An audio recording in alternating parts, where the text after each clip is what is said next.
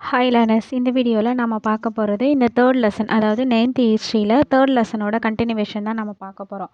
Already இதில் வந்து நம்ம ஒரு 160 கேள்விக்கிட்ட நம்ம பார்த்தாச்சு. இன்றைக்கி ரிமைனிங் இருக்கிற கொஷினும், அதுக்கப்புறம் புக்கில் கொடுத்துருக்கக்கூடிய பாக்ஸ் கண்டென்ட்டும், அதுக்கப்புறம் புக் பேக் உள்ளதும் இந்த வீடியோவில் வந்துட்டு நம்ம ஃபுல்லாக பார்த்துடலாம். தேர்ட் லெசன் வந்துட்டு தொடக்க கால தமிழ் சமூகமும் பண்பாடும், இதுதான் வந்துட்டு தேர்ட் லெசன். இதில் 160 கொஷின் நம்ம பார்த்தாச்சு.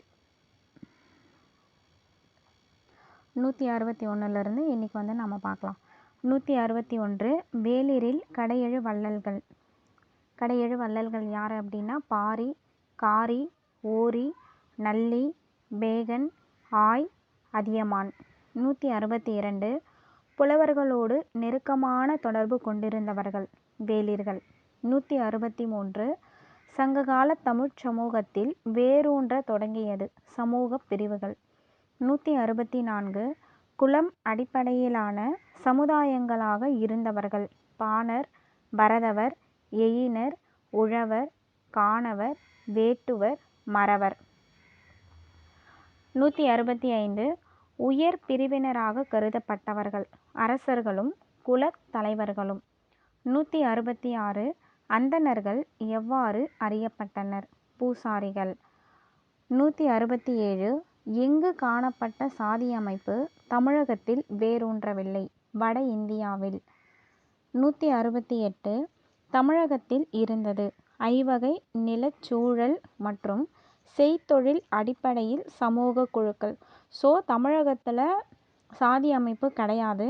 அதுக்கு பதிலாக தமிழகத்தில் என்ன இருந்திருக்கு அப்படின்னா ஐவகை நிலங்களும், அந்த நிலத்தில் யார் யார் என்னென்ன தொழில் செய்கிறாங்க அப்படின்ற அடிப்படையில் சமூக குழுக்களாக இருந்திருக்காங்க. 169 இரும்பு காலத்தை சேர்ந்த பல சமுதாயங்கள் பழங்குடி சமுதாயங்களாக இருந்தனர். 170 தாய், செவிலித்தாய், தலைவி, தோழி என்று பற்பல இடங்களில் மகளிர் குறித்த செய்திகளை குறிப்பிடுவது சங்க இலக்கியம். 171 சங்க காலத்தில் வெண்ணி எனும் ஊரைச் சேர்ந்த பெண் புலவர் வெண்ணி குயத்தியார். 172 மகளிர் திணைப்புனம் காத்தல் குறித்தும் உமணர் குல மகளிர் உப்பு விற்றது குறித்தும் குறிப்பிடுவது சங்கச் செய்யுள்கள்.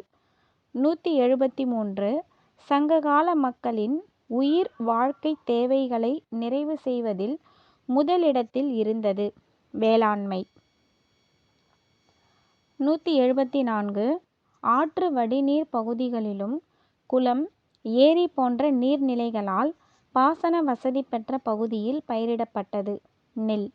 175 புன்செய் நிலத்தில் பயிரிடப்பட்டது தானியங்கள். 176 இலக்கியங்களில் குறிப்பிடப்படும் நெல் செந்நெல், ஐவன நெல், வெண்ணெல். 177 எங்கு மேற்கொண்ட அகழாய்வில் தாழிகளுடன் நெல்லும் கிடைத்தது ஆதிச்சநல்லூர், பொருந்தல். 178 வனப்பகுதியில் இடம் விட்டு இடம் மாறி சாகுபடி செய்யும் முறை புனம். 179 பொருள் உற்பத்தி செய்யும் அமைப்பு தொழிற்கூடங்கள். 180 பரவலாக எல்லா இடங்களிலும் காணப்பட்டது மட்கலன்கள் செய்தல். 181 பலவிதமான மட்கலன்கள் செய்வோர் எவ்வாறு அழைக்கப்பட்டனர் களம் செய்கோ.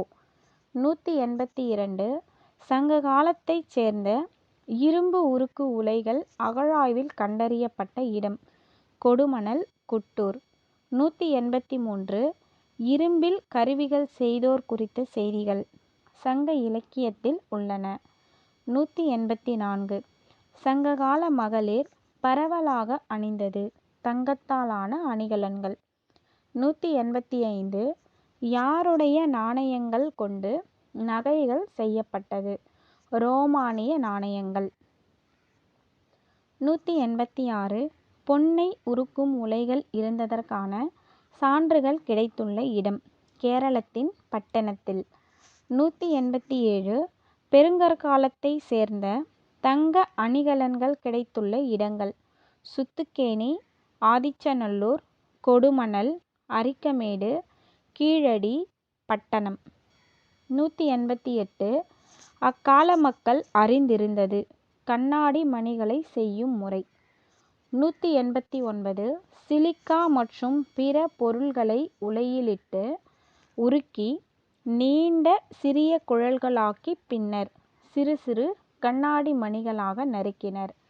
190 கண்ணாடி மணி செய்யும் தொழிலகங்கள் இருந்த இடம் அரிக்கமேடு, கடலூருக்கு அருகில் குடிக்காடு.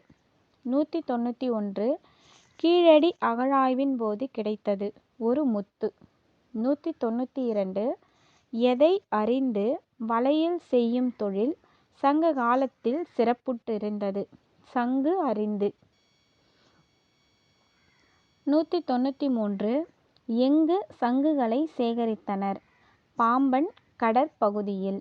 194 நூல் நூற்கும் கதிர்களும் துண்டு துணிகளும் கிடைத்த இடம் கொடுமணல். 195 எந்த நூலில் தமிழகத்தில் துணிகள் செய்யப்பட்டது குறித்த தகவல் உள்ளது பெரிப்ளஸ். 196 பருத்தியில் இருந்து நூலை எடுப்பதற்கு பயன்படுவது நூல் நூற்கும் கதிர். 197 தமிழ் பிராமி கல்வெட்டுகளில் காணப்படும் சொற்கள் வணிகன், நிகமா. 198 உப்பு வணிகர்கள் எவ்வாறு அழைக்கப்பட்டனர் உமணர்கள். 199 சரக்கு போக்குவரத்திற்கு பயன்பட்டது மாட்டு வண்டிகள், விலங்கினங்கள். 200 கடற்போக்குவரத்திற்கு பயன்பட்டது கலம், பரி, ஓடம், தோணி, தெப்பம், நாவாய். 201 அரிசியை கொடுத்து மீனை பெற்றனர். 202 விலை மதிப்புடையதாக கருதப்பட்டது உப்பு. 203 தமிழ்நாட்டில் இருந்து ஏற்றுமதி ஆனது மிளகு, நறுமணப் பொருள்கள், தந்தம், நவமணிகள். 204 தமிழ்நாட்டிற்கு இறக்குமதியான பொருட்கள் தங்கம், வெள்ளி, செம்பு. 205 யவனர்கள் என்று அழைக்கப்பட்டவர்கள் கிரேக்கர், ரோமானியர், மேற்கு ஆசிய மக்கள். 206 யவனர் என்னும் சொல் கிரேக்க பகுதியான டேஷிலிருந்து வந்தது அயோனியா. 207 செங்கடல் பகுதியில் உள்ள பெரனிக்கே துறைமுகத்தில் கண்டெடுக்கப்பட்டது 7½ கிலோ மிளகு இருந்த இந்திய பானை, தேக்கு மரப்பலகை துண்டுகள், தமிழ் பிராமி எழுத்துக்கள் பொறித்த பானை ஓடு. இது எல்லாமே பெரனிக்கே துறைமுகத்தில் கண்டுபிடிச்சிருக்காங்க. 208 செங்கடல் கடற்கரையில் பெரனிக்கே துறைமுகத்திற்கு வட பகுதியில் உள்ள துறைமுகம் குசேர் அல் காதிம். 209 தமிழ் பிராமி எழுத்துக்கள் கொண்ட 3 சுடுமண் பாண்டத் துண்டுகள் கண்டறியப்பட்ட இடம் குசேர் அல் காதிம். 210 குசேர் அல் காதிம் என்ற இடத்தில் கண்டெடுக்கப்பட்ட பாண்டத் துண்டுகளில் எழுதப்பட்டிருப்பது பனை ஓரி, கண்ணன், கணன், சாத்தன், சாதன். 211 தாய்லாந்து நாட்டிலுள்ள குவான் லுக் பாட் என்ற இடத்தில் கிடைத்த அரிய கல் பெரும்பத்தன் கல். 212 பெரும்பத்தன் கல் எதனை அறிய உதவும் உரைக்கல் தங்கத்தின் தரத்தை. 213 தமிழ்நாட்டில் நகரங்கள் முதலில் உருப்பெற்ற காலம் சங்ககாலம். 214 சங்க காலத்தில் வீடுகளுக்கு கூரையாக வேயப்பட்டிருந்தது ஓடுகள். 215 சங்க காலத்தில் துறைமுகங்களாக விளங்கியது அரிக்கமேடு, காவிரி பூம்பட்டினம், அழகன்குளம், கொர்க்கை, கேரளத்தின் பட்டணம். 216 சங்க காலத்தில் உள்நாட்டு வணிக மையங்களாக திகழ்ந்தவை காஞ்சிபுரம், கரூர், உறையூர், மதுரை, கொடுமணல். 217 சங்க காலத்தில் இருந்த வழிபாடு முறைகள் ஆவி வழிபாடு, மூதாதையர் வழிபாடு, வீரர்கள் வழிபாடு, சிறு தெய்வ வழிபாடு. 218 ஐந்திணைகளுக்கும் உரிய வழிபாட்டு கடவுள்களை குறிப்பிடும் நூல் தொல்காப்பியம். 219 குறிஞ்சி திணைக்குரிய வழிபாட்டு தெய்வம் முருகன். 220 முல்லை திணைக்குரிய வழிபாட்டு தெய்வம் திருமால். 221 மருத திணைக்குரிய வழிபாட்டு தெய்வம் இந்திரன். 222 நெய்தல் திணைக்குரிய வழிபாட்டு தெய்வம் வருணன். 223 பாலை திணைக்குரிய வழிபாட்டு தெய்வம் கொற்றவை.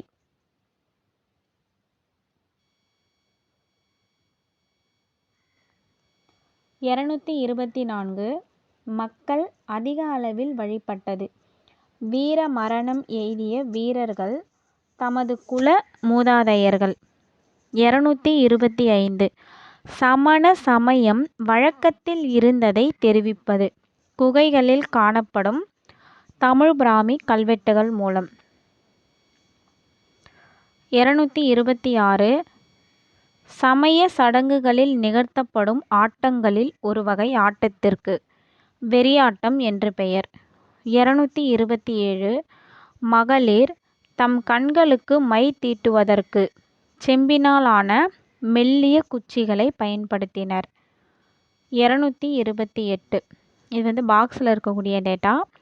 கொடுமணல் பற்றி குறிப்பிடும் சங்க இலக்கியம் பதிற்று 10. 229 கொடுமணலில் கிடைத்த பெருங்கற்கால சான்றுகள் முதுமக்கள் தாழிகள் இரும்பு மணிக்கற்கள் சங்கு வேலைப்பாடுகள் குறித்த சான்றுகள்.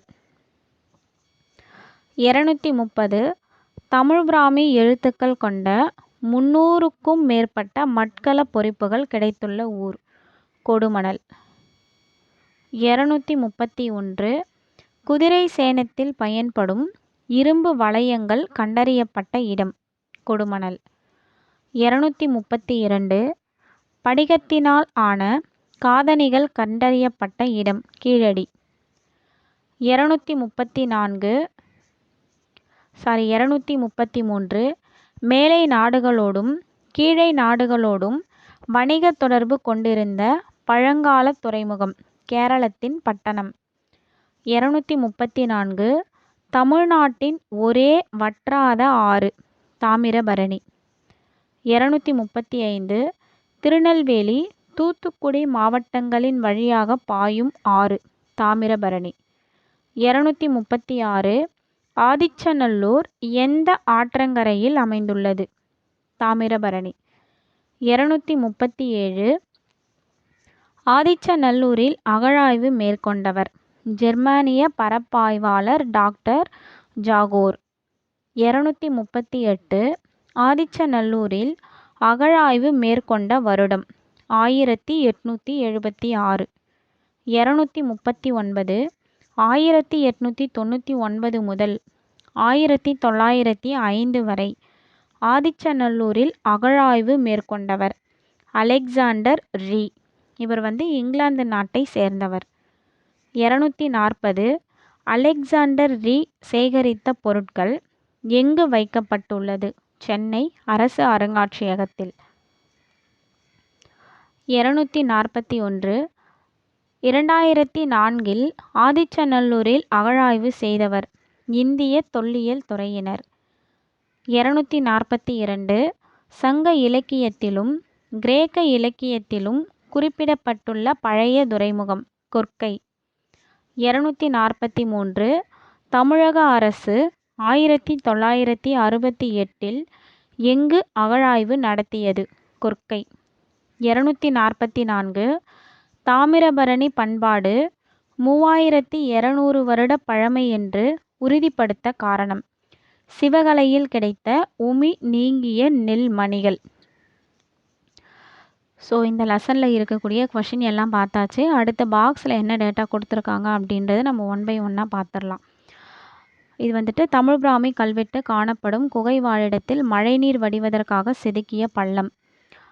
அடுத்து அரச்சலூரில் தமிழ் பிராமி கல்வெட்டு கண்டுபிடிச்சிருக்காங்க. ஸோ இந்த இடத்துல இருக்கக்கூடிய இந்த எழுத்துப்படி தான் இங்கே கொடுத்துருக்காங்க. இந்த கல்வெட்டின் தமிழ் பிராமி எழுத்துப்படி தாழ்படி. அதுக்கப்புறம் பாறை படுக்கை எங்கே வந்துட்டு கண்டுபிடிச்சிருக்காங்க அப்படின்னா கொங்கர் புளியங்குளம். அதுக்கப்புறம் புலிமான் கோம்பையில் இருக்கக்கூடிய நடுகற்கள். அப்போ நடுகற்கள் எங்கே இருக்குது அப்படின்னா புலிமான் கோம்பை.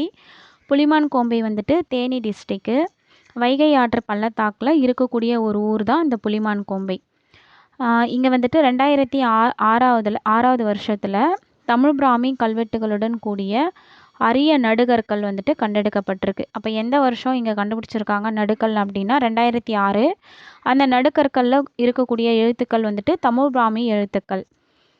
இதில் வந்துட்டு ஒரு கல்வெட்டில் இருக்கக்கூடிய செய்தி என்ன அப்படின்னா கூடலூர் ஆகோல் பெடு தீயன் அந்தவன் கல் அப்படின்னு சொல்லி அந்த நடுக்கற்களில் இந்த செய்தி வந்துட்டு குறிப்பிட்டிருக்காங்க. இதோட பொருள் என்ன அப்படின்னா கூடலூரில் ஒருத்தவங்க இருந்திருக்காங்க. அவங்க வந்துட்டு ஆணிரை கவர்ந்த போது நடந்த பூசலில் கொல்லப்பட்ட தீயன் அந்தவனின் கல் அப்படின்ற மாதிரி சொல்லியிருக்காங்க. இந்த கல் வந்துட்டு இந்த தீயன் அந்தவனோட கல் அப்படின்ற மாதிரி சொல்லியிருக்காங்க. ஸோ அப்போ புலிமான் கோம்பை எங்கே இருக்குது அப்படின்னா தேனி டிஸ்ட்ரிக். எப்போ வந்துட்டு இங்கே அகழாய்வு நடத்தியிருக்காங்க அப்படின்னா 2006 வந்துட்டு நடத்தியிருக்காங்க. ஸோ 2006 நடந்தபோது என்னென்ன கண்டுபிடிச்சிருக்காங்க அப்படின்னா நடுக்கற்கள். அதில் ஒரு நடுக்கல்லில் இந்த கூடலூர் ஆகோல்பெடு தீயன் அந்தவன் கல் அப்படின்ற குறிப்பு வந்துட்டு இருக்குது. அடுத்து வந்து அழகன் குளத்தில் சுடுமண் களத்தில் காணப்படும் கப்பல் உருவம். இந்த கப்பல் உருவம் வந்து அழகன் குளத்தில் வந்துட்டு கிடைச்ச அந்த சுடுமண் களத்தில் வந்து இருக்குது. அதுக்கப்புறம் இது வந்து ரோமானிய நாணயங்கள் எங்கே கிடச்சிருக்கு அப்படின்னா புதுக்கோட்டை டிஸ்ட்ரிக்டில் வந்து கிடச்சிருக்கு. அதுக்கப்புறம் செதுக்கு வேலைப்பாடுகள் கொண்ட அணிகலன் இது எங்கே கிடச்சிருக்கு அப்படின்னா பட்டணம் எங்கே இருக்குது கேரளாவில். அதுக்கப்புறம் இது வந்துட்டு முத்திரை பொறிக்கப்பட்ட நாணயங்கள். இது வந்து உரை கிணறு. ஸோ இந்த மாதிரி தான் இருந்திருக்கும் போல் கிணறு. இதை வந்துட்டு ஃபைண்ட் அவுட் பண்ணியிருக்காங்க எங்கே அப்படின்னா அரிக்கமேட்டில். அதுக்கப்புறம் இது வந்துட்டு நாணயம். இந்த நாணயத்தோட ஒரு பக்கத்தில் யானை வந்து இருந்திருக்கு. இன்னொரு பக்கத்தில் வந்துட்டு அங்குசமும் வில்லும் அம்பும் பொறித்த சேர நாணயம். இது வில்லு அம்பு. இது வந்துட்டு இன்னொரு பக்கம் இது வந்து யானை. யாரோட நாணயம் அப்படின்னா சேரர் நாணயம். அதுக்கப்புறம் பல்வேறு மட்கலன்கள் எங்கே மட்கலன்கள் அப்படின்னா பொருந்தல் எங்கே கிடச்சிருக்கு அப்படின்னா பொருந்தலில். இது வந்து எப்படி இருந்திருக்கு அப்படின்னா பளபளப்பான வண்ணப்பூச்சுடைய அலைப்போல் தீட்டப்பட்ட மட்கலன். அதுக்கப்புறம் முகப்பில் புலி உருவம் மறுபுறத்தில் யானை மற்றும் புனித சின்னங்களும் பொறிக்கப்பட்ட சங்ககால சோழ நாணயங்கள். இது ரெண்டும் வந்துட்டு சோழரோட நாணயங்கள். இது வந்து சேரரோட நாணயம். இது வந்து சோழரோடது. சேர நாணயத்தில் ஒரு பக்கம் யானை இன்னொரு சைடு வந்துட்டு வில்லும் அம்பும் அவங்களோட சின்னம். அதே மாதிரி சோழரோடதில் ஒரு பக்கம் வந்துட்டு முகப்பில் வந்து புலி உருவமும் இன்னொரு சைடு வந்து யானையும் அதுக்கப்புறம் புனித சின்னங்களும் பொறிக்கப்பட்டிருக்கு. பாண்டியரோட சின்னம் இது. இவங்களதில் வந்து எப்படி இருக்குது அப்படின்னா மீன் வந்து பொறிக்கப்பட்டிருக்கு. மீன் சின்னம் வந்துட்டு பொறிக்கப்பட்டிருக்கு. அதுக்கப்புறம் இரும்பு வாள்கள் வந்து கண்டுபிடிச்சிருக்காங்க எங்கே அப்படின்னா புதுச்சேரியில் இரும்பு வாள் வந்து கண்டுபிடிச்சிருக்காங்க. அதுக்கப்புறம் இது வந்துட்டு சங்க காலத்தை சேர்ந்த செம்மணி. அதுக்கப்புறம் பொறிப்பு வேலைப்பாடுடைய இந்த செம்மணியில் அவங்க வந்துட்டு டிசைன் பண்ணியிருக்காங்க. அதுக்கப்புறம் தங்க கோடாரி வடிவ நகை. கோடாரி வடிவத்துலேயும் நகை செஞ்சு அணிஞ்சிருக்காங்க. தங்கத்தாலான இது தொங்கல் எங்கே அப்படின்னா பொருந்தலில் வந்துட்டு கண்டுபிடிச்சிருக்காங்க. அதுக்கப்புறம் தங்கத்தாலான நகைகள் அதே அணிகலன்கள் எங்கே அப்படின்னா பட்டணத்தில். அதுக்கப்புறம் நெல்மணிகளை பதித்து அடையாளமிட்ட சுடுமண்ணில் செய்யப்பட்ட அச்சு. இது வந்து எங்கே கண்டுபிடிச்சிருக்காங்க அப்படின்னா கீழடி. அதுக்கப்புறம் எகிப்தின் பெர்னிக்கேயில் கண்டெடுக்கப்பட்ட மிளகு வைக்கப்பட்டிருந்த தமிழகத்தின் பானைகள். ஸோ இந்த பானையில் எல்லாமே மிளகு வந்துட்டு இருந்திருக்கு. இந்த பானைகள் யாரோடது அப்படின்னா தமிழகத்தை சேர்ந்த பானை. எங்கே கண்டுபிடிச்சிருக்காங்க அப்படின்னா எகிப்து நாட்டில் பெர்னிக்கே துறைமுகத்தில் கண்டுபிடிச்சிருக்காங்க. அதுக்கப்புறம் சாத்தன் என இதுதான் போல் சாத்தன் என பொறித்த சுடுமண் துண்டுகள் கண்டுபிடிச்சிருக்காங்க. பெரும்பத்தன் கல் அந்த தங்கத்தோட தரத்தின் அறிய பயன்படும் கல் அப்படின்னு சொல்லி பார்த்தோம்ல அந்த கல்.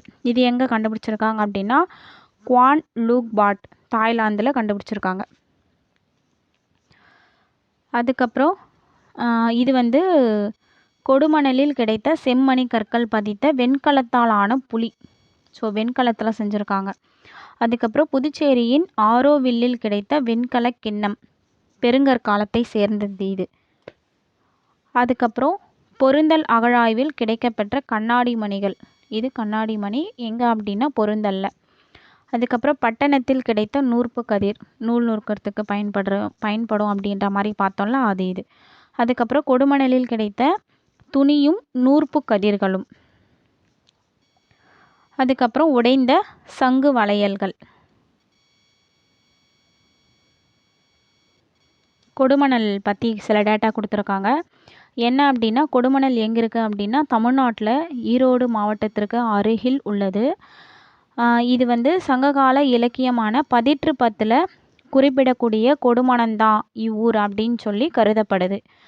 அது மட்டும் இல்லாமல் இங்கே வந்து முதுமக்கள் தாழியும் அதில் வந்து இரும்பு அப்புறம் மணிக்கற்கள் சங்கு வேலைப்பாடு குறித்த சான்றும் இந்த இடத்துல இந்த கொடுமணலில் வந்து நமக்கு கிடச்சிருக்கு.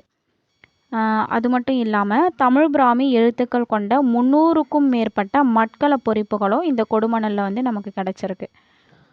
ஸோ என்னென்ன அப்படின்னா கொடுமணல் வந்து ஈரோடுக்கு அருகில் இருக்குது இந்த ஊர். அது மட்டும் இல்லாமல் பதிற்று 10ல் குறிப்பிடக்கூடிய கொடுமணந்தான் இந்த கொடுமணல் அப்படின்ற மாதிரி கருதப்படுது. இங்கே வந்து முதுமக்கள் தாழி கண்டுபிடிச்சிருக்காங்க. இரும்பு அதுக்கப்புறம் மணிக்கற்கள் சங்கு வேலைப்பாடு பொறித்த சான்றுகள் இதெல்லாம் கண்டுபிடிச்சிருக்காங்க.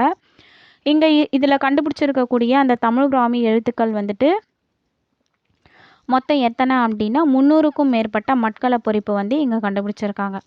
கொடுமணல் அகழாய்வில் தோண்டி எடுக்கப்பட்ட பெருங்கற்கால கல்லறை இதான் போல். அதுக்கப்புறம் குதிரை சேணத்தில் பயன்படும் இரும்பு வளையங்கள், குதிரை சேணத்தில் பயன்படக்கூடியது, இதுவும் கொடுமணல் தான். அதுக்கப்புறம் சங்கு வளையல்கள், சங்கை யூஸ் பண்ணி வளையல் செஞ்சுருக்காங்களோ அதோட உடைந்த பகுதியும் கொடுமணலில் கண்டுபிடிச்சிருக்காங்க. அதுக்கப்புறம் இது வந்துட்டு கண்ணுக்கு மை தீட்டக்கூடிய செம்பு குச்சி.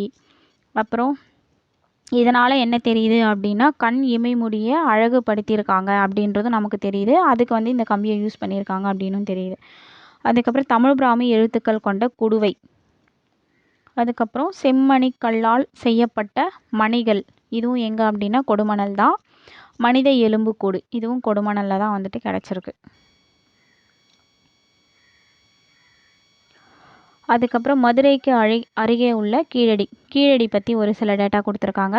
கீழடி எங்கே இருக்குது அப்படின்னா மதுரைக்கு பக்கத்தில் ராமேஸ்வரம் போகக்கூடிய நெடுஞ்சாலையில் சிலைமான் அப்படின்ற ஊருக்கு அருகில் தான் இந்த கீழடி வந்துட்டு இருக்குது. இங்கே வந்து பள்ளி சந்தை திடல் என்று அழைக்கப்படும் அந்த தென்னந்தோப்பில் இந்திய தொல்லியல் ஆய்வுத்துறையினரும் அதுக்கப்புறம் தமிழ்நாடு தொல்லியல் ஆய்வுத்துறையினரும் 2 பேருமே ஆய்வு செஞ்சுருக்காங்க. இந்த கீழடியில் இந்திய தொல்லியல் துறையும் செஞ்சுருக்காங்க, நம்ம தமிழ்நாடு தொல்லியல் துறையும் 2 பேரும் செஞ்சுருக்காங்க. இது மூலயமா என்ன அங்கே ஃபைண்ட் அவுட் பண்ணியிருக்காங்க அப்படின்னா கீழடி அதாவது சங்க காலத்து நகரம் வந்து இந்த கீழடியில் புதஞ்சிருக்கு அப்படின்றத கண்டுபிடிச்சிருக்காங்க. அது மட்டும் இல்லாமல் செங்கற் கட்டுமானம், கழிவுநீர் வழி, தமிழ் பிராமி எழுத்துக்கள் கொண்ட மட்கல ஓடு, செம்மணி கற்களாலான அணிகலன், அப்புறம் முத்து, இரும்பு பொருள், விளையாட்டு பொருள், கண்ணுக்கு மை தீட்டக்கூடிய செம்பு கம்பி, இது எல்லாமே இந்த கீழடியில் வந்துட்டு கண்டுபிடிச்சிருக்காங்க. ஒரு நகரமே அங்கே இருக்குது அப்படின்னா அவங்க பயன்படுத்திய பொருட்கள் எல்லாமே இருக்கும்ல, அந்த மாதிரி தான். இன்னமும் அகழாய்வு வந்துட்டு மேற்கொண்டால் கைத்தொழில் முறைகள் மற்றும் பண்பாட்டு நடவடிக்கைகள் குறித்தும் பல தகவல்கள் வந்துட்டு வெளிவரும் அப்படின்ற மாதிரி சொல்லியிருக்காங்க. அவங்க வந்து அந்த நகரத்தில் வாழக்கூடிய மக்கள் என்னென்னலாம் கைத்தொழில் அவங்க செஞ்சாங்க அப்படின்றதும் அவங்களோட பண்பாட்டு நடவடிக்கைகள் என்ன அப்படின்றது குறித்தும் தகவல் தெரியும், இன்னமும் அகழாய்வு செஞ்சோம் அப்படின்ற மாதிரி டேட்டா கொடுத்துருக்காங்க.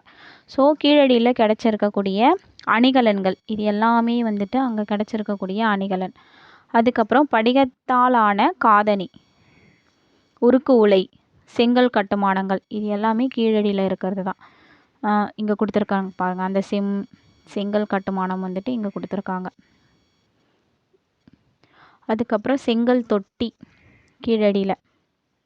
அதுக்கப்புறம் ஆதிச்சநல்லூர் சிவகலை கொற்கையில் கண்டெடுக்கப்பட்ட தொல்பொருள் எங்கெங்க ஆதிச்சநல்லூரில், சிவகலையில், அதுக்கப்புறம் கொற்கையில், இந்த 3 இடத்துல என்னென்னலாம் கண்டுபிடிச்சிருக்காங்க அப்படின்னா ஈமத்தாழி வந்து கண்டுபிடிச்சிருக்காங்க. இது வந்து மண்பாறை அடுக்கில் 3ல் இருந்து 12 அடி ஆழத்தில் வந்துட்டு புதைக்கப்பட்டிருந்த ஈமத்தாழி. அந்த தாழியில் எலும்பு அப்புறம் இறந்தவர்களோட பயன்பாட்டிற்கு தேவைப்படும் அப்படின்னு சொல்லி அந்த நம்பிக்கையில் வைக்கப்பட்டிருந்த பாத்திரம், பொன், உயரளவு ஈயம் கொண்ட வெண்கலம், இரும்பு பொருள், இது எல்லாமே வந்துட்டு இங்கே கிடச்சிருக்கு. எங்கே அப்படின்னா ஆதிச்சநல்லூர் சிவகலை கொற்கை. ஸோ இறந்ததுக்கு அப்புறமும் அவங்களுக்கு தேவைப்படும் அப்படின்ற மாதிரி அவங்க வந்துட்டு அவங்களோட இறந்தவங்களோட சேர்ந்து இதையும் புதைச்சிருக்காங்க. அதுக்கப்புறம் குறியீடு. கீழடி மற்றும் சிந்துவெளி குறியீடுகளுக்கு இடையே உள்ள ஒற்றுமை. இப்போது கீழடியிலையும் இப்போ தமிழகத்தில் இருக்கக்கூடிய கீழடியில் இருக்கக்கூடிய குறியீடு இது வந்துட்டு சிந்துவெளி அவங்க யூஸ் பண்ணியிருக்கிறது. ஸோ அப்போ அவங்களுக்கும் நமக்கும் ஒத்து போகுது அப்படின்ற மாதிரி இதில் சொல்ல வராங்க. வைகை நதிக்கரையில் உள்ள கீழடி அகழாய்வு மூலம் நகரமயமாதல் அப்படின்றது வந்து கிமு 6ஆம் நூற்றாண்டிலிருந்து தொடங்குது அப்படின்றது தெளிவாகுது. இது மூலயமா இதே காலகட்டத்தில் தான் வட இந்தியாவின் கங்கை சமவெளி பகுதியிலும் நகரமயமாதல் தொடங்கியிருக்கு அப்படின்றத குறிப்பிட்டிருக்காங்க. அப்புறம் கேரளத்தில் இருக்கக்கூடிய பட்டணம் ரிலேட்டடாக ஒரு சில டேட்டா. எர்ணாகுளம் மாவட்டத்தில் இருக்கக்கூடிய வடக்கு பரவூர் அப்படின்ற ஊரை ஒட்டி தான் இந்த வடகேகரா அப்படின்ற சிற்றூருக்கு அருகே பட்டணம் வந்து அமைஞ்சிருக்கு. இதில் மேலை நாடுகளோடும் கீழே நாடுகளோடும் வணிக தொடர்பு கொண்டிருந்த பழங்கால துறைமுகம் தான் இந்த பட்டணம் அப்படின்ற மாதிரி சொல்கிறாங்க. இங்கே வந்து என்னென்னலாம் கிடச்சிருக்கு அப்படின்னா மேற்காசிய பானை ஓடு, அதுக்கப்புறம் ஒரு படகோட பகுதி, அந்த படகு வந்துட்டு ஒரே மரத்தில் வந்துட்டு செஞ்சுருக்காங்க இது. அதுக்கப்புறம் பச்சை கலந்த நீல வண்ண ஆடிப்பூச்சு, இது உள்ள மேற்காசிய பானை ஓடு, இதுவும் கண்டுபிடிச்சிருக்காங்க. செதுக்கு மணி செய்கிறதுக்கான செம்மணி கற்களும் கண்டுபிடிச்சிருக்காங்க. அதுக்கப்புறம் தங்க அணிகலன்களும் பட்டணத்தில் கண்டுபிடிச்சிருக்காங்க. அதுக்கப்புறம் பொருணை நாகரிகம் தமிழ் பண்பாட்டின் தொட்டில் அப்படின்னு சொல்லி சொல்கிறாங்க. ஸோ பொருணை அப்படின்றது தாமிரபரணி. இது வந்து தமிழ்நாட்டில் இருக்கக்கூடிய ஒரே வற்றாத ஆறு தான் இந்த தாமிரபரணி, அதாவது பொருணை ஆறு அப்படின்னு சொல்லி நமக்கு ஆல்ரெடி வந்து டேட்டா வந்து கொடுத்துருக்காங்க. இது வந்து எங்கே இருக்குது அப்படின்னா திருநெல்வேலிக்கும் தூத்துக்குடி மாவட்டத்தின் வழியே வந்துட்டு இந்த ஆறு வந்து பாயுது. ஸோ இந்த ஆற்றின் கரையில் அமைஞ்சிருக்கிறது தான் ஆதிச்சநல்லூர். இங்கே வந்து 1876 ஜெர்மானிய பரப்பாய்வாளர் வந்து டாக்டர் ஜாஹோர் அப்படின்றவர் அகழாய்வு மேற்கொண்டிருக்காரு. அதுக்கப்புறமா இங்கிலாந்து நாட்டை சேர்ந்த அலெக்சாண்டர் ரீ அப்படின்றவரும் இங்கே அகழாய்வு செஞ்சுருக்காரு. எப்போ அப்படின்னா 1899 1905 வரை ஆதிச்சநல்லூரில் அகழாய்வு மேற்கொண்டிருக்காரு. யார்? அலெக்சாண்டர் ரீ. ஜாஹோர் அப்படின்றவர் 1876, அலெக்சாண்டர் ரீ வந்து 1899 1905 வரை. அதுக்கப்புறம் இவர் அகழாய்வு செஞ்சப்போ என்னென்னலாம் பொருள்கள் வந்துட்டு சேகரிச்சிருக்காங்களோ அது எல்லாமே இந்த சென்னை அரசு அருங்காட்சியகத்தில் காட்சிக்கு வைக்கப்பட்டிருக்கு. அதுக்கப்புறம் சுமார் ஒரு நூற்றாண்டிற்கு பிறகு இந்திய அரசு தொல்லியல் துறையினர் 2004 இவங்க செஞ்ச ஒரு நூற்றாண்டுக்கு அப்புறமா 2004 நம்ம வந்து இந்தியா தொல்லியல் துறை வந்துட்டு ஆதிச்சநல்லூரில் தொல்லியல் அகழாய்வு செஞ்சுருக்காங்க. இதோட அறிக்கை அண்மையில் வெளியிடப்பட்டிருக்கு. தமிழக அரசோட தொல்லியல் துறை ஆதிச்சநல்லூரில் ஈமக்காடு மற்றும் வாழிடப்பகுதி புதைமேடுகளில் அகழாய்வு பணியினை அதாவது 2019-21 தொடங்கியிருக்கு. கொற்கை சங்க இலக்கியங்களையும் கிரேக்க இலக்கியத்திலையும் குறிப்பிடப்பட்டிருக்கக்கூடிய ஒரு பழமையான துறைமுகம்தான் கொற்கை. தமிழக அரசோட தொல்லியல் துறையினரால் 1968 கொற்கையில் அகழாய்வு நடத்தப்பட்டது. தற்சமயம் இங்கு நடைபெற்று வரும் அகழாய்வு வந்து 2020-21 கொற்கை துறைமுகத்தையும் அதனது அயலக தொடர்பினையும் குறித்து பல சுவையான தகவல்களை வெளிப்படுத்தி வருகின்றன. அதுக்கப்புறம் ஆதிச்சநல்லூரில் சில கிலோமீட்டர் தொலைவில் சிவகலை அப்படின்ற ஒரு ஊர் இருக்குது. அங்கே வந்து 2019 அகழாய்வு செஞ்சுருக்காங்க. அதில் வந்து ஒரு தாழியிலிருந்து கிடைச்ச உமி நீங்கிய நெல்மணிகள் அமெரிக்காவில் மியாமி நகரில் இருக்கக்கூடிய பீட்டா ஆய்வகத்தில் கரிம பகுப்பாய்வுக்கு உட்படுத்தப்பட்ட போது இதோட காலம் வந்து பொது ஆண்டிற்கு முந்தைய காலம், அதாவது கிமு 1155 சேர்ந்ததாக கால கணக்கீடு செய்யப்பட்டிருக்கு. இது தாமிரபரணி பண்பாடு, அதாவது 3200 வருட பழமையானது அப்படின்னு சொல்லி உறுதிப்படுத்தியிருக்காங்க.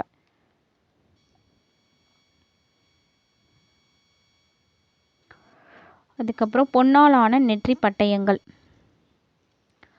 இது வந்து நீள்வட்ட வடிவிலான பொன் தகட்டால் ஆன நெற்றி பட்டயங்கள் சிறிய அளவில் பொறிக்கப்பட்ட முக்கோண வடிவ வேலைப்பாடுகளுடன் நெற்றியில் கயிற்றில் இணைத்து கட்டுவதற்காக இரு முனைகளிலும் இடப்பட்ட துளைகள்.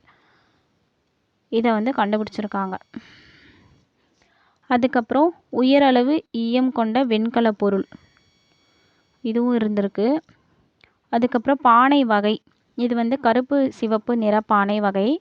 அதுக்கப்புறம் இது வந்து 500க்கும் மேற்பட்ட கீறல் குறியீடு வந்துட்டு இந்த பானையில் வந்து இருக்காம். 500க்கும் மேற்பட்ட கீறல் குறியீடு. தமிழி எழுத்துக்கள் பொறித்த பானை ஓடுகள் வந்து கண்டுபிடிச்சிருக்காங்க. அதுக்கப்புறம் அணிகலன்கள் பார்த்தோம் அப்படின்னா செம்பு, இரும்பாலான மோதிரம், பொன், அப்புறம் கண்ணாடி, தந்தம், எலும்பு மற்றும் சங்கினால் செய்யப்பட்ட மணிகளும் வளையல்களும் கிடச்சிருக்கு. அதுக்கப்புறம் சுடுமண் பெண் உருவங்கள் கண்டுபிடிச்சிருக்காங்க. இது வந்து சிந்துவெளி அகழாய்வில் மேற்கொண்டு கண்டுபிடிச்ச அந்த பெண்ணுருவம் மாதிரியே இங்கேயும் கிடச்சிருக்கு அப்படின்ற மாதிரி சொல்லியிருக்காங்க. இது வந்துட்டு சிந்துவெளியில் கண்டுபிடிச்ச பெண் உருவம். இது வந்து ஆதிச்சநல்லூரில் கண்டுபிடிச்ச பெண் உருவம். அதுக்கப்புறம் இரும்பு பொருள், என்னென்னலாம் இரும்பு பொருள் அப்படின்னா எரிவேல், ஈட்டி, குருவால் அப்படின்னு சொல்லி மொத்தம் 32 விதமான இரும்பினால் ஆன கருவி வந்துட்டு கிடச்சிருக்கான். அதுக்கப்புறம் கழிவு நீர் மேலாண்மை, செங்கல் கட்டுமானம் வந்து 29 வரிசையில் இருக்கான் அந்த செங்கல் கட்டுமானம். அதுக்கப்புறம் அதோட நடுவில் ஒரு பெரிய பானை வந்துட்டு கிடச்சிருக்கு. அதுக்கப்புறம் இது வந்து ஒன்றின் மீது ஒன்றாக வைக்கப்பட்ட துளையிடப்பட்ட 9 சுடுமண் குழாய் வந்துட்டு அந்த காலத்தில் தொழில்நுட்ப சிறப்பை வந்து உணர்த்துது அப்படின்ற மாதிரி சொல்லியிருக்காங்க. அதுக்கப்புறம் சங்கு வளையலோட தொழிற்கூடம் அது இருக்குது அப்படின்ற மாதிரி உறுதிப்படுத்தியிருக்காங்க. அதுக்கப்புறம் அயலக தொடர்பை வெளிப்படுத்தும் பானை ஓடு நாணயம். ஸோ இது மூலிமா யார் கூடலாம் நம்ம வந்துட்டு வணிகம் செஞ்சுருக்காங்க அப்படின்றது தெரிய வருது. அதாவது கருப்பு நிற மெருகேற்றப்பட்ட மட்பாண்டமோ, இது வந்து கிமு, அதாவது 6ஆம் நூற்றாண்டிற்கு முன்பிருந்தே தமிழகம் வந்து உலகத்தில் இருக்கக்கூடிய பிற பகுதிகளோட கொண்டிருந்த வணிக தொடர்பை வந்துட்டு உறுதிப்படுத்துது. அதுக்கப்புறம் காலக்கோடு. ஸோ ஏறத்தாழ கிமு 1300 இருந்து கிமு 300 வரை, 1300 இருந்து 300 வரை என்ன அப்படின்னா இரும்பு காலம், பெருங்கற்காலம். இப்போ இரும்பு காலம், பெருங்கற்காலம் அப்படின்னு எடுத்துக்கிட்டோம்னா அதோட காலம் வந்துட்டு கிமு 1300 இருந்து, அதாவது பொது ஆண்டுக்கு முன். அதே கிமு 300 வரை இருக்கக்கூடியது இரும்பு காலம் இல்லைனா பெருங்கற்காலம். அதுக்கப்புறம் பண்டைய வரலாற்று காலம், சங்க காலம் அப்படின்னு எடுத்தோம் அப்படின்னா கிமு 300 இருந்து பொது ஆண்டுக்கு முன் 300 இருந்து பொது ஆண்டு 300 வரை உள்ள காலகட்டம் வந்து சங்க காலம் இல்லைன்னா பண்டைய வரலாற்று காலம் அப்படின்னு சொல்லி குறிப்பிடுறாங்க. அதுக்கப்புறம் சங்க இலக்கியங்கள் அப்படின்னு எடுத்துக்கிட்டோம்னா அதே தான், கிமு 300 இருந்து பொது ஆண்டு 300 வரை இருக்கிறது சங்க இலக்கியம். ஸோ இந்த சங்க காலம், பண்டைய வரலாற்று காலம் அப்படின்ற பீரியடில் தான் சங்க இலக்கியங்கள் வந்து நிறைய எழுதியிருக்காங்க. அதுக்கப்புறம் தமிழ் பிராமி எழுத்து முறை அறிமுகம் எப்போ அப்படின்னா கிமு 400 இருந்து கிமு 300 வரை, இந்த பீரியடில் தமிழ் பிராமி எழுத்து முறையோட அறிமுகம் இன்ட்ரோ வந்துட்டு பண்ணியிருக்காங்க. அதுக்கப்புறம் பொது ஆண்டு முதல் நூற்றாண்டில் எரித்திரிய கடலின் பெரிப்ளஸ் அப்படின்ற நூல் வந்து இருக்குது. அதுக்கப்புறம் அதே முதல் நூற்றாண்டில் பிலினி எழுதிய இயற்கை வரலாறு அப்படின்ற நூலும் எந்த காலகட்டத்தை சேர்ந்தது அப்படின்னா முதல் நூற்றாண்டு தான். 2வது நூற்றாண்டில் தாலமியோட புவியியலும் வியன்னா பாப்பிரஸ், இது ரெண்டும் 2ஆம் நூற்றாண்டு. எரித்திரிய கடலின் பெரிப்ளஸும் பிலினியின் இயற்கை வரலாறும் இது வந்துட்டு முதல் நூற்றாண்டு. அதுக்கப்புறம் பொது ஆண்டு 300 இருந்து பொது ஆண்டு 500 வரை இருக்கிறது சங்கம் மருவிய காலம்.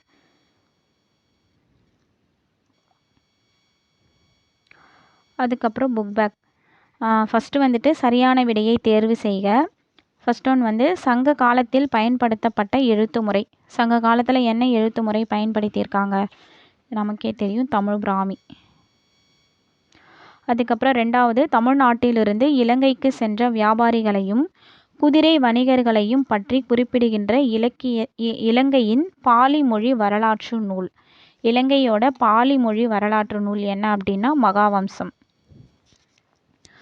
மூன்றாவது, காடாக இருந்த இடங்களை வேளாண் நிலங்களாக மாற்றுதல், நீர்ப்பாசன வசதிகளை மேம்படுத்துதல் ஆகிய பெருமைக்கு உரிய சோழ அரசன் யார் அப்படின்னா கரிகாலன். 4, சேரர்களை பற்றி குறிப்பிடும் கல்வெட்டு. சேரர்களை பற்றி குறிப்பிடுற கல்வெட்டு வந்துட்டு புகழூர் கல்வெட்டு. 5, பொருள் பரிமாற்றத்திற்கான ஊடகமாக நாணயங்கள் இடைக்கற்காலத்தில் அறிமுகப்படுத்தப்பட்டன. 2வது பாயிண்ட்டு, மௌரியர் காலத்தில் வட இந்தியாவில் இருந்த சாதாரண மக்கள் பிராகிருத மொழி பேசினார்கள். 3வது பாயிண்ட்டு, ரோமானிய ஆவணமாக வியன்னா பாப்பிரஸ் முசிறி உடனான வணிகத்தை குறிப்பிடுகின்றது. 4வது பாயிண்ட்டு, தமிழ் இலக்கண நூலான பத்துப்பாட்டில் திணை குறித்த கருத்து இடம்பெற்றுள்ளது. இதில் எது கரெக்டானது அப்படின்னா சி, ரெண்டாவது மற்றும் 3 சரி. 2 மற்றும் 3 சரி. 2வது ஆப்ஷன் என்ன அப்படின்னா மௌரியர் காலத்தில் வட இந்தியாவில் இருந்த சாதாரண மக்கள் பிராகிருத மொழி பேசினார்கள். இது கரெக்டு. அதுக்கப்புறம் 3வது பாயிண்ட் வந்து ரோமானிய ஆவணமாக வியன்னா பாப்பிரஸ், இது மூலிமா முசிறி உடனான வணிகம் வந்து குறிப்பிடுது. இதுவும் கரெக்டு. அதுக்கப்புறமா 6வது, ஸோ இது வந்து சி. 6வது வந்து 10 பாண்டிய அரசர்களையும் அவர்களின் ஆட்சி பகுதிகளையும் குறித்து சொல்கிறது. 2வது பாயிண்ட்டு, காவிரி பூம்பட்டினத்தில் நடந்த வணிக நடவடிக்கைகள் அகநானூறு விவரிக்கின்றன. 3வது பாயிண்ட்டு, சோழர்களின் சின்னம் புலியாகும். அவர்கள் புலி உருவம் பொறித்த சதுர வடிவிலான செம்பு நாணயங்களை வெளியிட்டார்கள். 4வது பாயிண்ட்டு, நெய்தல் என்பது மணற் பாங்கான பாலைவன பகுதியாகும். ஸோ இதில் எது கரெக்டு அப்படின்னா 3வது மட்டும்தான் சரி. 3 மட்டும்தான் சரி. சோழர்களின் சின்னம் புலி, இவங்க வந்து புலி உருவம் பொறித்த சதுர வடிவிலான செம்பு நாணயங்கள் வந்து வெளியிட்டிருக்காங்க. அதுக்கப்புறம் சரியான கூற்றை தேர்ந்தெடுக்கவும். இரும்பை உருக்கியதற்கான சான்று கொடுமணல், குட்டூர் ஆகிய இடங்களில் காணப்படுகின்றன. தான் கரெக்டு. எரித்ரே கடலின் பெரிப்ளஸ் இந்தியாவுடனான மிளகு வணிகம் குறித்து கூறுகிறது. அது தப்பு. இந்தியாவில் தொடக்க காலத்தில் பயன்படுத்தப்பட்ட நாணயங்களின் உருவங்கள் பொறிக்கப்பட்டிருந்தன. நாணயம் வந்து பெரும்பாலும் தங்கத்தால். இதுவும் தப்பு. அடுத்த ஆப்ஷன் வந்து சங்ககாலம் வெண்கல காலத்தில் வேரூன்ற தொடங்கியது. 2வது கேள்வி, சேரர்கள் காவிரி பகுதியை ஆட்சி செய்தனர். அவர்களோட தலைநகர் வந்து உறையூர். 2வது பாயிண்ட்டு, மாங்குளம் தமிழ் பிராமி கல்வெட்டு குறிப்புகள் அரசன் கரிகாலனை குறிப்பிடுகின்றன. இதுவும் கிடையாது. தமிழ் பிராமி கல்வெட்டு குறிப்புகளில் காணப்படும் வணிகன், நிகமா ஆகிய சொற்கள். இது வந்துட்டு கரெக்டு. உப்பு விற்றவர்கள் வணிகர்கள் கிடையாது, உமணர்கள். ஸோ இவங்க வந்து மாட்டு வண்டியில் தங்கள் குடும்பத்தை, இது கரெக்டு தான், ஆனால் வணிகர்கள் கிடையாது, உமணர்கள். அப்புறம் கோடிட்ட இடங்களை நிரப்புக. கற்கள், செப்பேடுகள், நாணயங்கள், மோதிரங்கள் ஆகியவற்றின் மீது பதிவு செய்யப்பட்ட ஆவணங்கள் டேஷ் ஆகும் அப்படின்னா கல்வெட்டியல்.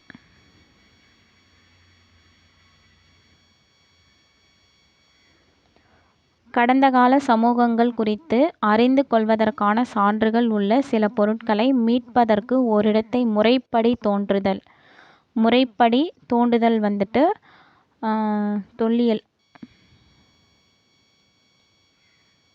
தொல்லியல் அகழாய்வு அப்படின்னு சொல்லலாம் அது. அதுக்கப்புறம் மௌரியர் காலத்தில் ஆட்சிக்கலை மற்றும் பொருளாதாரம் குறித்து கௌடில்யர் எழுதிய நூல் வந்துட்டு அர்த்த சாஸ்திரம்.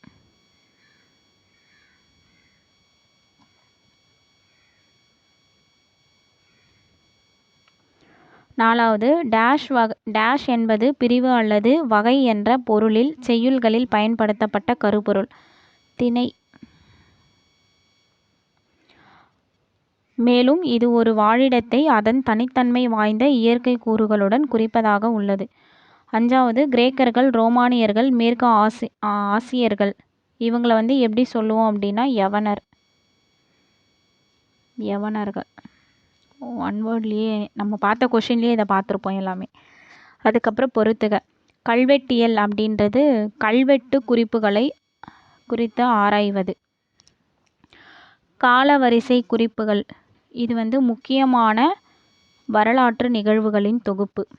மேய்ச்சல் வாழ்க்கை வந்து கால்நடைகளை வளர்த்து பிழைக்கும் நாடோடி மக்கள். புடைப்பு மணிகள் இது வந்து விலை உயர்ந்த கல்லில் செய்யப்பட்ட ஆபரணம். அரிக்கமேடு வந்துட்டு சங்ககால துறைமுகம். ஸோ அப்போ இதுக்கு 1 வந்து 4, 2வதுக்கு 1, 3க்கு வந்து 5, 4க்கு 3, 5க்கு வந்து 2, 4 1 5 3 2 இதுதான் ஆன்சர்.